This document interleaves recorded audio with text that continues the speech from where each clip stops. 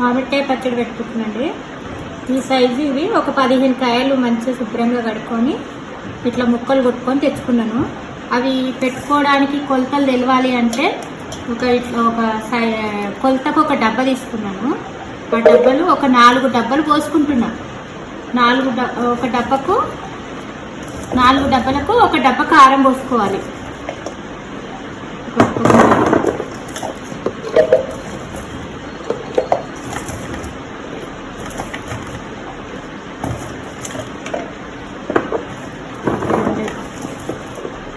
నీట్గా శుభ్రంగా చూసుకొని మంచిగా ముక్కలు ఒకే సైజు కొట్టుకొని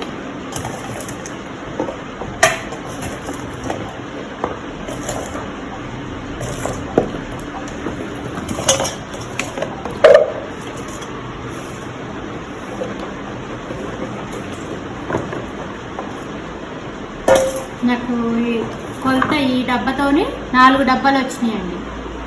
దీనికి సరిపడే కారము ఉప్పు ఎట్లా పోసుకోవాలి అంటే మనం ఏదైతే మామిడికాయ ముక్కలు 4 డబ్బాలు తీసుకున్నామో ఇదే డబ్బాతోని ఇదే కొలత ప్రకారం మనము కారం పొడి తీసుకోవాలండి.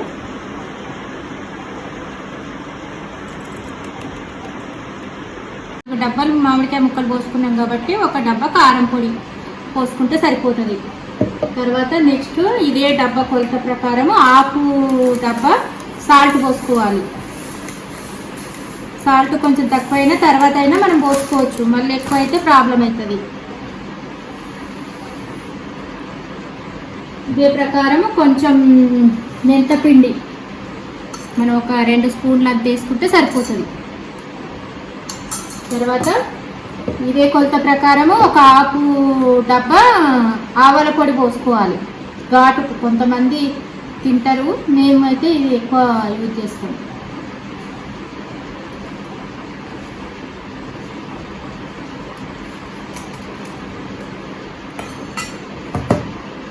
సరిపోతుంది ఈ హాఫ్ డబ్బా. అన్నీ వేసి బాగా కలుపుకోవాలి. కొంచెం ఒక స్పూన్. తర్వాత పచ్చి వెల్లుల్లిపాయలు కొన్ని పోసుకోవాలి. కొంచెం నేను నూనెలో అల్లం వెల్లుల్లిపాయ పేస్ట్ వేసి వేడి చేసి పెట్టుకుంటాను. బాగా ఈ ముక్కలకు పట్టేటట్టు మంచిగా కలగలపాలి.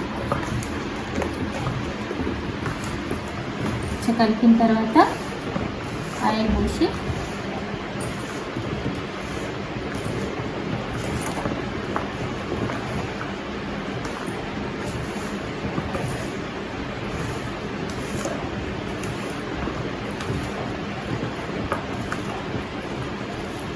దీంట్లో ఒక కేజీ పల్లి నూనె తీసుకున్నా. మంచిగా వేడి చేసి మంచిగా అల్లం వెల్లుల్లిపాయ పేస్ట్ కొద్దిగా వేడి మీద ఉన్నప్పుడు వేసి కొంచెం ఉడికించుకున్న తర్వాత నేను దీంట్లో పోసి కలుపుకుంటాను.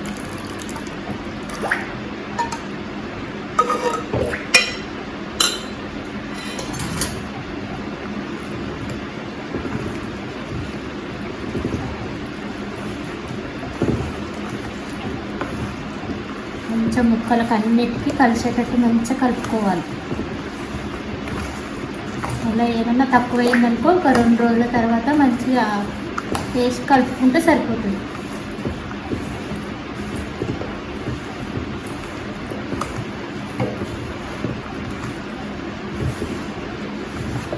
కొత్తగా పెట్టినప్పుడు కొంచెం తింటాం. మా ఆయన నేను మాత్రమే బాగా తింటాం. మా వాడు దీన్ని మా గాడిది అస్సలు తినడు. వీడు ఒక్క ముక్క కూడా తినడు. నీ వల్లనే మామ, నా వల్లనే నీకు ప్రాబ్లం అవుతుందంటే వెళ్ళిపోతారా ఇడికి. అదే మటన్ చికెన్ అని మంచిగా లాగిచ్చేస్తాడు.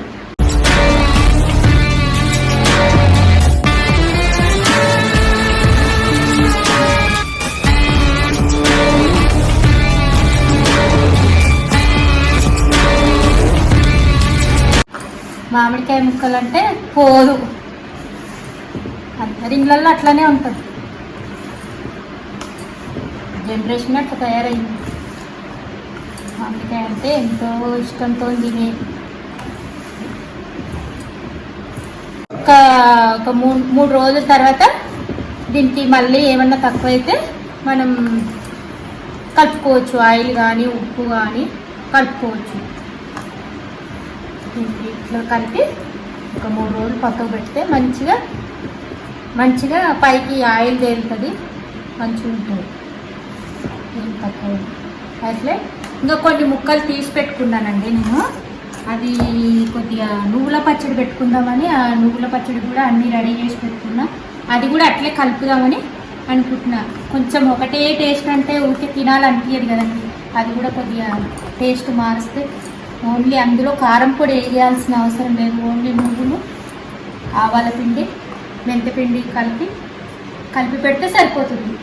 3 రోజుల తర్వాత ఇది మంచిగా ఆయిల్ మీదికి తేలుతుంది. అప్పుడు మొత్తం మళ్ళీ కలుపుకొని ఏమైనా తక్కువ అయితే కలుపుకొని నేను డబ్బాలో స్టోర్ చేసి పెట్టుకుంటా. అయితే కొంతమంది ఏం చేస్తారంటే మంచిగా కలర్ మారకుండా ఉండడం కోసము దాన్ని డబ్బాలో పెట్టుకొని ఫ్రిడ్జ్లో స్టోర్ చేసుకుంటారు. ఉంటే కంప్లీట్గా ఫ్రిడ్జ్లో ఉండాలి. తీసి బయట పెట్టి మళ్ళీ పెట్టుకున్నాం అనుకో ఖరాబ్ అయిపోతుంది. అందుకే మనకు కావాల్సినంత తీసుకోవాలి, మిగతాదంతా లోపల పెట్టాలి, లేకపోతే ఖరాబ్ అయిపోతుంది. ఓకే, బయట ఉన్న మంచిగా ఉంటుంది, ఏమీ కాదు, సంవత్సరం నిల్వ ఉంటుంది. కొంచెం కాకపోతే కలర్ చేంజ్ అవుతుంది, టేస్ట్ మాత్రం అదే విధంగా ఉంటుంది.